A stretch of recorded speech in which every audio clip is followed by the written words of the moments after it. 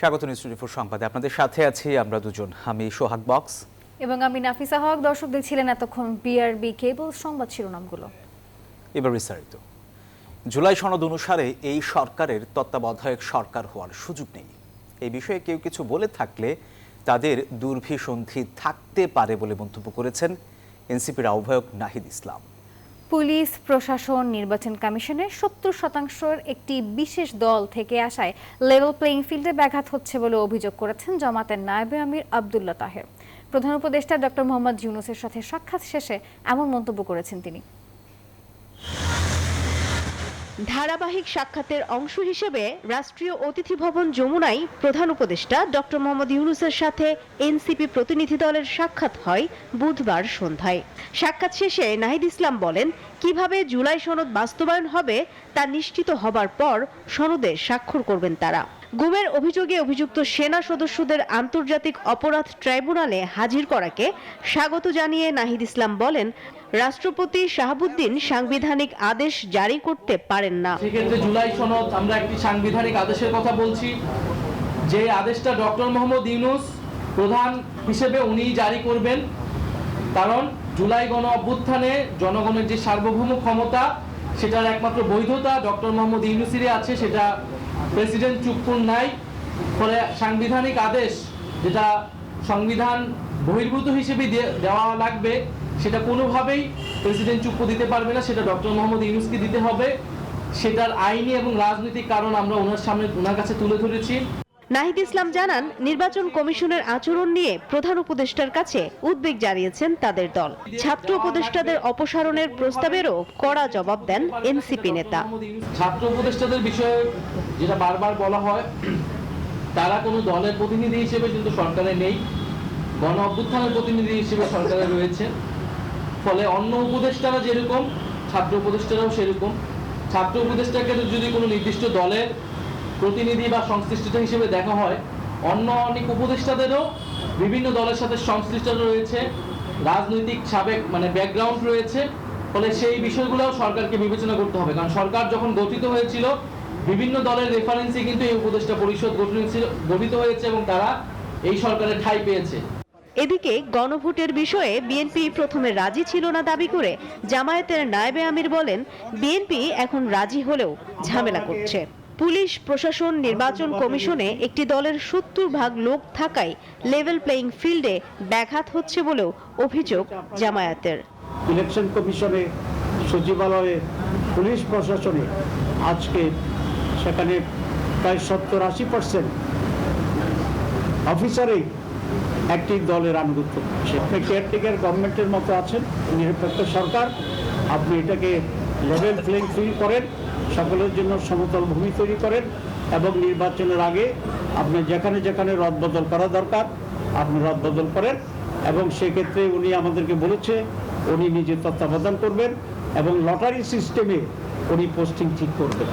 তো আমরা বলেছি আমাদের কোনো আপত্তি নেই, আপনি লটারির টানেন দেন, তবে লটারির পিছনে যেন কোনো একটা ভূত সেখানে দাঁড়িয়ে না থাকে, এটা দেখতে হবে। মঙ্গলবার প্রধান উপদেষ্টার সঙ্গে দেখা করে জাতীয় নির্বাচনের আগে সরকার ও প্রশাসনকে নিরপেক্ষ করার দাবি জানায় বিএনপি। মারুফা রহমান, নিউজ 24, ঢাকা। অন্তর্বর্তী সরকারকে দ্রুতই তত্ত্বাবধায়কের ভূমিকায় দেখতে চায় বিএনপি, এমন মন্তব্য করেছেন বিএনপির স্থায়ী কমিটির সদস্য আমির খসরু মাহমুদ চৌধুরী। তিনি বলেছেন, সরকারের ভেতরে থাকা বিতর্কিত ব্যক্তিদেরকে বাদ দিতে হবে। আর এদিকে নয়াপল্টনের ট্রাইব্যুনালে সেনা কর্মকর্তাদের বিচার প্রসঙ্গে রিজভী আহমেদ বলেন, ন্যায় বিচারের স্বার্থে আইন অনুযায়ী বিচার কার্যক্রম পরিচালিত হওয়া দরকার। 2026 সালের ফেব্রুয়ারি মাসে নির্বাচন ধরে এগুচ্ছে অন্তর্বর্তী সরকার। রাজনৈতিক দলগুলো নিচ্ছে নির্বাচনের প্রস্তুতি। সভা সমাবেশের সাথে গণসংযোগেও ব্যস্ততা বাড়ছে বিএনপির। আগামী নির্বাচন সবার কাছে গ্রহণযোগ্য করতে অন্তর্বর্তী সরকারের নিরপেক্ষ ভূমিকা চায় বিএনপি। জাতীয় প্রেস ক্লাবে এই আলোচনা সভায় দলটির স্থায়ী কমিটির সদস্য আমির খসরু মাহমুদ চৌধুরী বলেন, শিগগিরই সরকারকে তত্ত্বাবধায়ক সরকারের ভূমিকায় যেতে হবে। এই সরকারকে ইমিডিয়েটলি সহসাই কেয়ারটেকার সরকারের ভূমিকায় অবতীর্ণ হতে হবে। কেয়ারটেকার সরকারের জায়গায় অবতীর্ণ হওয়ার অর্থ হচ্ছে পুরোপুরি নিরপেক্ষ অবস্থানে যাওয়ার কথা বলছি। এখানে সরকারের ভিতরে, সরকারের বাইরে যারা নিরপেক্ষতাকে ভঙ্গ করার সুযোগ আছে তাদেরকে রেখে নিরপেক্ষতা রক্ষা করা যাবে না। দাবি দাওয়া নিয়ে রাস্তায় নয়, জনগণের কাছে যেতে আন্দোলনরত রাজনৈতিক দলগুলোর প্রতি আহ্বান জানান তিনি। বলেন, জনগণ ম্যান্ডেট দিলে সংসদে গিয়ে সব দাবি পাশ করানো যাবে, কোন নির্বাচিত সরকার ছাড়া। এদিকে নয়াপল্টনে দলের কেন্দ্রীয় কার্যালয়ে বিএনপির সিনিয়র যুগ্ম মহাসচিব রুহুল কবির রিজভী বলেন, প্রশাসনে ফ্যাসিবাদের সহযোগীদের রেখে সুষ্ঠু নির্বাচন সম্ভব নয়। অন্তর্বর্তীকালীন সরকার সে যখন নির্বাচনকালীন তত্ত্বাবধায়ক সরকারের রূপ নেবে, তখন তো তাকে তত্ত্বাবধায়ক সরকারের যে কনসেপ্ট, একেবারে নির্দলীয় নিরপেক্ষ যে কনসেপ্ট, সে কনসেপ্টে তাকে আসতে হবে, সেই বৈশিষ্ট্যে তাকে আসতে হবে। ট্রাইব্যুনালে সেনা কর্মকর্তাদের বিচার প্রসঙ্গে রিজভী বলেন, ন্যায় বিচারের স্বার্থে আইন অনুযায়ী বিচার কার্যক্রম পরিচালিত হওয়া দরকার। যাদের বিরুদ্ধে অভিযোগ রয়েছে, সেই অভিযোগ তারা প্রমাণ করবেন তারা এই অভিযোগে অভিযুক্ত নন, অথবা আদালত যদি প্রমাণ করে অভিযুক্ত, এবং তার জন্য আদালতের যে নির্ধারিত শাস্তি আছে সেই শাস্তি সবাইকে ভোগ করতে হবে। আইনের চোখে তো সবাই সমান। আলোচনার ভিত্তিতে জুলাই সনদ বাস্তবায়নের পথ বের করা যাবে বলে মন্তব্য করেন রিজভী। বলছেন সাইফুল ইসলাম, নিউজ 24, ঢাকা। অন্তর্বর্তী সরকারের অধীনেই আগামী নির্বাচন পুরোপুরি নিরপেক্ষভাবে অনুষ্ঠিত হবে, সেই লক্ষ্যে কাজ করছে নির্বাচন কমিশন। তাই নির্বাচনের আগে তত্ত্বাবধায়ক সরকার গঠনের প্রয়োজনীয়তা নেই। আইন উপদেষ্টা আসিফ নজরুল এসব তথ্য জানিয়ে বলেছেন, সরকারের কাছে রাজনৈতিক দলগুলো এই নিরপেক্ষতাই আশা করছে। নির্বাচনের আগে জনপ্রশাসনকে নিরপেক্ষ করার জন্য এখন থেকেই প্রধান উপদেষ্টা সরাসরি নজরদারি করবেন বলেও জানিয়েছেন। ফেব্রুয়ারিতে নির্বাচন ধরেই জোরে সোরে এগোচ্ছে সরকার। তবে নির্বাচন ঘিরে ফ্যাসিবাদ বিরোধী রাজনৈতিক দলগুলোর মধ্যে বাড়ছে দূরত্ব।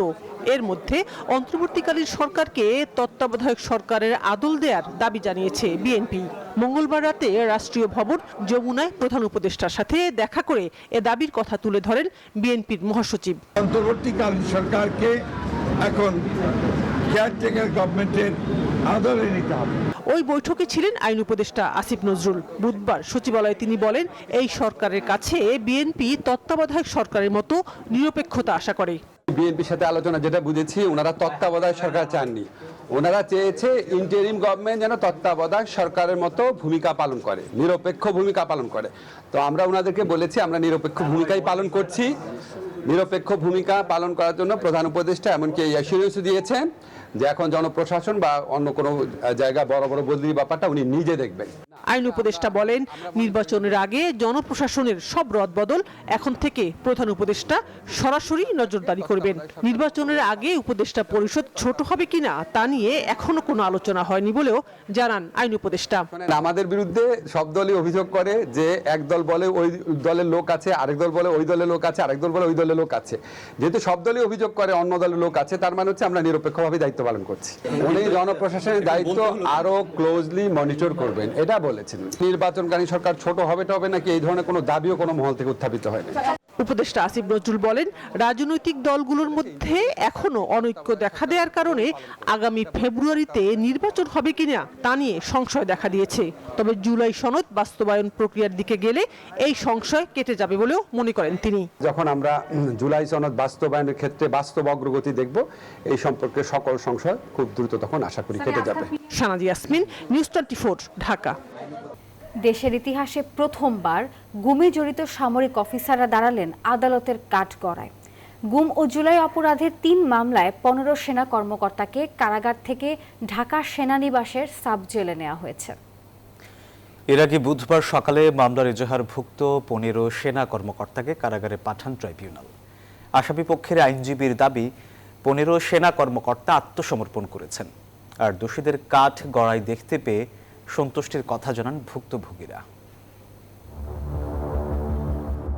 ফ্যাসিস্ট শাসনকে দীর্ঘমেয়াদী রূপ দিতে 2009-এর পর থেকে দেশে গুমের সংস্কৃতি চালু করে আওয়ামী লীগ। বিভিন্ন বাহিনী ও গোয়েন্দা সংস্থাকে ব্যবহার করে গুম করা হয় 3000-এরও বেশি মানুষকে।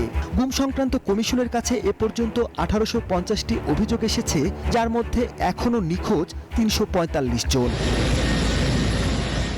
5 আগস্ট শেখ হাসিনা ভারতে পালিয়ে গেলে ট্রাইব্যুনালে এসে অভিযোগ দাখিল করেন অনেকেই।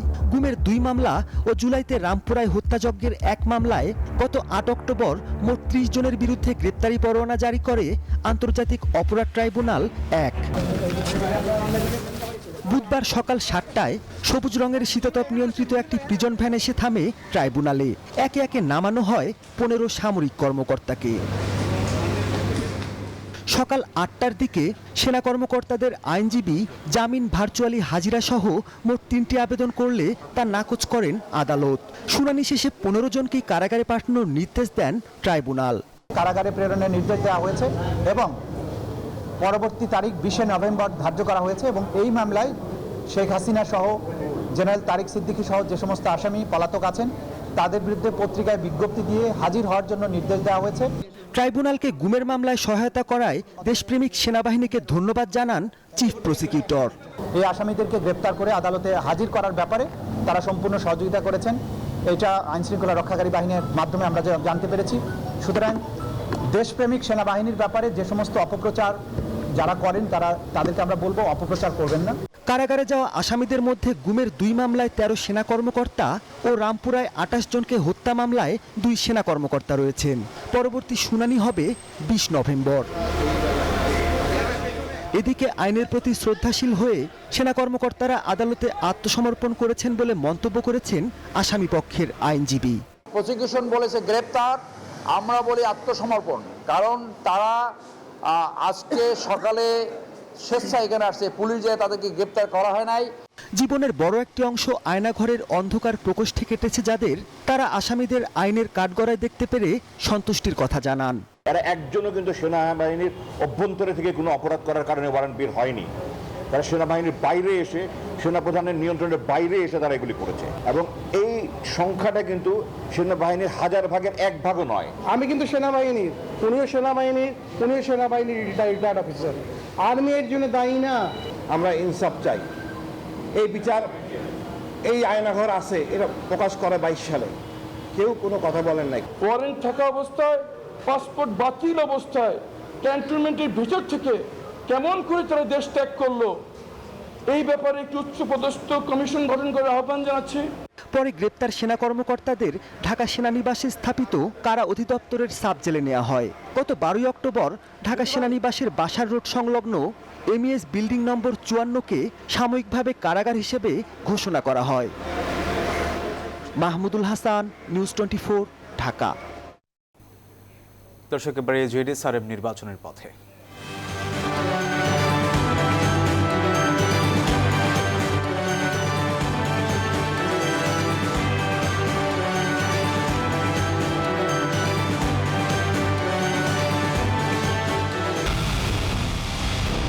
পুরো দেশের মুখে হাসি ফোটাতে নিজেকে হতে হয় স্ট্রং, আর মনোবল হতে হয় স্পার্ক জিরো। জেডিএসআরএম 25 বছরের পথ চলায় নিরাপদে রাখার প্রত্যয়ে। ভোটের দায়িত্ব পালনকালে কোনো চাপের কাছে নতি স্বীকার করবে না নির্বাচন কমিশন। আর নির্বাচনে 2 পক্ষের সহিংসতায় কেউ আটক হলে ভোটের আগে ছাড়া পাবে না বলে জানিয়েছে ইসি। বুধবার উপজেলা নির্বাহী অফিসারদের নির্বাচনী প্রশিক্ষণ কর্মশালায় এসব কথাই জানিয়েছেন সিইসি এবং কয়েকজন ইসিও। জানানো হয় 16 নভেম্বর প্রবাসীদের জন্য ভোটার অ্যাপস চালু করা হবে। বিগত জাতীয় ও স্থানীয় নির্বাচনে সংঘাত, সহিংসতা আর অনিয়মের নজির গড়েছিল আওয়ামী লীগ সরকার। জুলাই গণঅভ্যুত্থানে বদলে যাওয়া বাংলাদেশের সুষ্ঠু নির্বাচনে নজির গড়তে চায় বর্তমান নির্বাচন কমিশন। যে জাতি আইনের প্রতি যতটা, তবে এবার নির্বাচনে দুপক্ষের সহিংসতায় কেউ আটক হলে ভোটের আগে ছাড়া পাবে না বলে জানিয়েছেন নির্বাচন কমিশন। বুধবার সকালে নির্বাচনী প্রশিক্ষণ ইনস্টিটিউটে ইউএনওদের প্রশিক্ষণ কর্মশালায় এসব কথা বলেন কয়েকজন কমিশনার। আমরা এবার প্রভিশন রেখেছি যে যেদিন আপনারা প্রতীক বরাদ্দ হবে সেদিন সমস্ত ক্যান্ডিডেটদেরকে নিয়ে বসবেন। বসে এটার বিষয় হলো যে একসাথে বসা মানে পারস্পরিক সম্পর্ক উন্নয়ন। যে রিটার্নিং অফিসার তো শুরু হয়ে গেল, ইভেন গণনা টণনা যত এখানে যত রকম ইভেন্টস হবে, যতগুলো ঘটনা হবে সবগুলো উনি করবে। পাশাপাশি অবাধ ও সুষ্ঠু নির্বাচনের পরিবেশ তৈরির স্বার্থে ইউএনওদের এখনই প্রস্তুত থাকতে হবে বলে জানিয়েছেন ইসি সানাউল্লাহ ও ইসি বেগম তাহমিদা। আপনারা ভাগ্যবান, আশা করি আমরা কেউ ওই ধরনের কোনো ইনস্ট্রাকশন দিব না। এইবার অন্তত আমরা যদি থাকি তাহলে আমরা সেটা করব না। কাজেই একটা সুন্দর নির্বাচন ওঠানো আমাদের পক্ষে কঠিন হবে বলে আমি মনে করি না, আমি আশাবাদী। তফসিল ঘোষণার পরে গিয়ে নির্বাচন কমিশন হয়তোবা এটা সার্বিক দায়িত্ব নির্বাচন কমিশনের উপর বর্তাবে, আপনারা সবাই নির্বাচন কমিশনের অধীনে চলে আসবেন, কিন্তু we don't wait for that. আমাদের এনভায়রনমেন্ট ক্রিয়েশনের কাজটা কিন্তু এখন থেকেই করতে হবে, যে না প্রশাসন কঠোরভাবে নিরপেক্ষভাবে কাজ করে যাবে, এই আবহাওয়াটা তৈরি করতে হবে। And we are not going to bend to any pressure. কোনো চাপের কাছে ইসি নতি স্বীকার করবে না বলে ইউএনওদের বার্তা দিলেন প্রধান নির্বাচন commissioner. We will not bend to any pressure. সেটা আমি এই মেসেজটা আপনাদের কাছে ডিসেমিনেট করতে চাই। আপনারাও কোনো প্রেশারের কাছে নতি স্বীকার করবেন না, কোনো চাপের কাছে নতি স্বীকার করবেন না, এবং সম্পূর্ণভাবে নিজের সিদ্ধান্তে, আইন অনুযায়ী সিদ্ধান্তে অটল থাকবেন।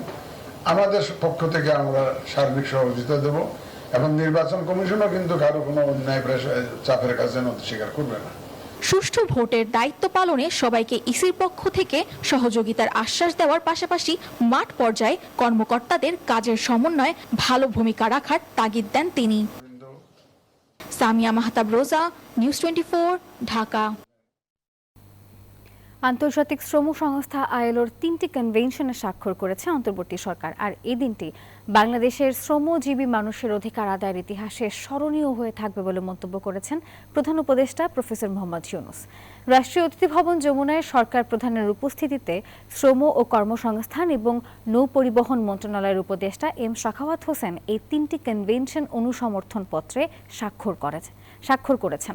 আরও উপস্থিত ছিলেন প্রধান উপদেষ্টার আন্তর্জাতিক বিষয়ক বিশেষ দূত লুৎফে সিদ্দিকী, প্রধান উপদেষ্টার কার্যালয়ের সচিব মোহাম্মদ মাহমুদুল হোসাইন খান, শ্রম ও কর্মসংস্থান মন্ত্রণালয়ের সচিব ডক্টর মোহাম্মদ সানোয়ার জাহান ভূঁইয়া, বাংলাদেশে আইএলওর কান্ট্রি ডাইরেক্টর ম্যাক্স টিনন সহ সংশ্লিষ্ট কর্মকর্তারা। যথেচ্ছার ব্যবহার করে শ্রমিকদের সঙ্গে কাজ করা, এটা মোটেই গ্রহণযোগ্য হতে পারে না। সেটা নীতির ভেতরে থাকতে হবে, এবং সেই নীতি যাতে যথাযথভাবে পালন করা হয়। এইখানে যা যা শর্ত আমরা ওয়াদা করেছি, যে সমস্ত জিনিস, সেই ওয়াদাগুলো যেন আমরা পূরণ করতে পারি নিজেদের জন্য। আন্তর্জাতিক ক্ষেত্রে কি বলবে না বলবে সেটা পরের কথা, আগে কথা আমরা নিজেরা পরিষ্কার হতে হবে, নিজেদের মন পরিষ্কার হতে হবে যে আমরা কি অর্জন করতে চাই, সে অর্জনটা আপনাকে ধরে রাখতে পারি। সহপাঠীকে যৌন হয়রানি ও সাইবার বুলিং এর মামলায় বুয়েট শিক্ষার্থী শান্ত রায়কে কারাগারে পাঠানোর আদেশ দিয়েছেন আদালত। বুধবার বিকেলে এই আদেশ দেন ঢাকার মেট্রোপলিটন ম্যাজিস্ট্রেট আদালতের বিচারক। মামলার জামিন শুনানি হবে বৃহস্পতিবার। সহপাঠীকে যৌন হয়রানির অভিযোগে বুয়েট শিক্ষার্থী শান্ত রায়ের বিরুদ্ধে মঙ্গলবার রাতভর ক্ষোভ বিক্ষোভে উত্তাল ছিল বুয়েট ক্যাম্পাস। সহপাঠীদের অভিযোগ, সম্প্রতি এক পোস্টে শ্রীশান্ত মুসলিম নারীদের পর্দার বিধান নিয়ে অশালীন ও কুরুচিপূর্ণ মন্তব্য করেন। পাশাপাশি অনলাইনে নারী অবমাননাকর ভাষায় উস্কানিমূলক বক্তব্য ছড়ান তিনি। এরই জেরে বুধবার রাতে শিক্ষার্থীদের বিক্ষোভের মুখে বিশ্ববিদ্যালয় প্রশাসন শ্রীশান্ত রায়কে সাময়িকভাবে বহিষ্কার করে। 2106-169 এর ছাত্রত্ব সাময়িকভাবে বাতিল করা হবে। এর আগে বুয়েটের নিরাপত্তা কর্মকর্তা আফগান হোসেন বাদী হয়ে রাজধানীর চকবাজার থানায় সাইবার সুরক্ষা অধ্যাদেশ আইনে শ্রীশান্তের বিরুদ্ধে মামলা দায়ের করেন। ওই মামলায় পুলিশ তাকে আটক করে। বুধবার দুপুরে শ্রীশান্তকে ঢাকার মেট্রোপলিটন ম্যাজিস্ট্রেট মোহাম্মদ এহসানুল ইসলামের আদালতে হাজির করা হয়। উভয় পক্ষের শুনানি শেষে আদালত শ্রীশান্ত রায়কে কারাগারে পাঠানোর আদেশ দেন। বিজ্ঞ আদালত উভয় পক্ষের বক্তব্য শ্রবণ আনতে সন্তুষ্ট হয়ে আগামী তারিখে অর্থাৎ আগামীকাল রোজ বৃহস্পতিবার এই মামলার আইওর উপস্থিতিতে শুনানির জন্য দিন ধার্য রেখেছেন। আজকে আসামিকে সিডব্লিউ মূলে জেল হাজতে প্রেরণের নির্দেশ দেন। মামলার তদন্ত কর্মকর্তার উপস্থিতিতে জামিনের বিষয়ে অধিগত শুনানির জন্য বৃহস্পতিবার দিন ধার্য করেন বিচারক। আল মোহাম্মদুল খান, নিউজ 24, ঢাকা। এবারে জানিয়ে দিব মধুমতি ব্যাংক পিএলসি অর্থ বাণিজ্য সংবাদ। সিঙ্গাপুরের বিশ্বখ্যাত মাউন্ট এলিজাবেথ এবং জেনারেল হাসপাতালে ব্যবহৃত হচ্ছে বাংলাদেশের ওয়ালটনের তৈরি স্মার্ট ইনভার্টার চিলার। এটি দেশের প্রযুক্তি খাতে এক বড় অর্জন হিসেবে দেখছেন বিশেষজ্ঞরা। ওয়ালটন জানিয়েছে তাদের পরিবেশ বান্ধব এনার্জি এফিশিয়েন্ট এবং আইওটি ভিত্তিক স্মার্ট প্রযুক্তি আন্তর্জাতিক বাজারে দ্রুত জনপ্রিয়তা পাচ্ছে। সিঙ্গাপুরের প্রতিষ্ঠান ফ্রেয়ার M&D প্রাইভেট লিমিটেডের মাধ্যমে দেশটিতে ওয়ালটনের এসি ব্যবসা সম্প্রসারিত হয়েছে। ওয়ালটনের chief business officer Tanvir Rahman বলেছেন, একসময় সিঙ্গাপুর থেকে এসির কাঁচামাল আমদানি করা হতো, এখন সেখানে বাংলাদেশ থেকেই রপ্তানি হচ্ছে হাইটেক কমার্শিয়াল এসি। এটি দেশের জন্য এক গর্বের অর্জন বলে মন্তব্য করেছেন তিনি।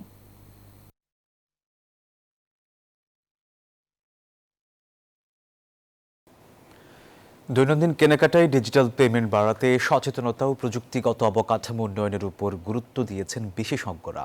বুধবার চট্টগ্রামের একটি হোটেলে বিকাশ আয়োজিত বন্দর নগরীতে ডিজিটাল পেমেন্ট শীর্ষক আলোচনায় বক্তারা বলেন, গ্রাহকদের ডিজিটাল লেনদেনে অভ্যস্ত করতে হলে ইকোসিস্টেম আরও শক্তিশালী করা, ব্যবসায়ী ও আর্থিক প্রতিষ্ঠানের সমন্বয় বাড়ানো এবং আঞ্চলিক ভাষায় সচেতনতামূলক প্রচারণা চালানো জরুরি। উদ্যোক্তারা জানান, বর্তমানে অনেক আউটলেটে 70% গ্রাহক ডিজিটাল পদ্ধতিতে মূল্য পরিশোধ করেন। যথাযথ উদ্যোগ নিলে এই হার 90% নেওয়া সম্ভব। সভায় সভাপতিত্ব করেন বিকাশের chief commercial officer Ali Ahmed. বর্তমানে বিকাশের গ্রাহক সংখ্যা 8,20 লাখ এবং মার্চেন্ট প্রায় 10 লাখ। আন্তর্জাতিক প্রসঙ্গ। গাজার টালমাটাল যুদ্ধবিরতির মধ্যে আবারও হামাসকে কঠোর হুঁশিয়ারি দিলেন মার্কিন প্রেসিডেন্ট ডোনাল্ড ট্রাম্প। গোষ্ঠীটি নির্মূলে মধ্যপ্রাচ্যের বহু দেশ সেনা পাঠাতে প্রস্তুত বলেও দাবি তার। তবে যুদ্ধবিরতি প্রত্যাশার চেয়েও ভালোভাবে চলছে বলে দাবি করেছেন মার্কিন ভাইস প্রেসিডেন্ট। আর অন্যদিকে চুক্তি অনুযায়ী আরও 2 ইসরায়েলি জিম্মির মরদেহ ফেরত দিয়েছে হামাস। মার্কিন প্রেসিডেন্ট প্রস্তাবিত যুদ্ধবিরতি কার্যকরের পর থেকেই একে অপরের বিরুদ্ধে বারবার লঙ্ঘনের অভিযোগ তুলছে ইসরায়েল ও হামাস। জিম্মিদের মরদেহ ফেরত দেয়া, মানবিক সহায়তা পৌঁছানো এবং সীমান্ত উন্মুক্ত করার গতি নিয়ে সহিংসতা ও উত্তেজনা অব্যাহত রয়েছে। এ পরিস্থিতিতে আবারও হামাসকে কঠোর হুঁশিয়ারি দিলেন ডোনাল্ড ট্রাম্প। ট্রুথ সোশ্যালে দেয়া এক পোস্টে তিনি দাবি করেন, হামাসকে নির্মূলে মধ্যপ্রাচ্যের বহু দেশ সেনা পাঠাতে প্রস্তুত। চুক্তি ভঙ্গ করলে ভয়ঙ্করভাবে গোষ্ঠীটিকে নিশ্চিহ্ন করার হুঁশিয়ারিও দেন ট্রাম্প।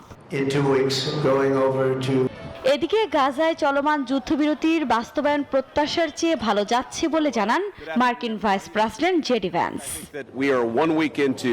হামাস সহযোগিতা না করলে তাদের নিশ্চিহ্ন করে দেওয়া হবে। ইসরায়েল চুক্তির মূল লক্ষ্য পূরণে উল্লেখযোগ্যভাবে সহযোগিতা করছে, তবে সামনে এখনো অনেক কাজ বাকি। এদিকে চুক্তি অনুযায়ী আরও 2 জিম্মির মরদেহ ইসরায়েলের কাছে হস্তান্তর করেছে হামাস। গণমাধ্যমের তথ্য মতে মোট 28 জনের মরদেহ ফেরতের কথা থাকলেও এখন পর্যন্ত 15 বন্দীর মরদেহ ফেরত দিয়েছে গোষ্ঠীটি। আফরিন মৌ, নিউজ 24। এখনকার আয়োজন এ পর্যন্তই। ধন্যবাদ সবাইকে।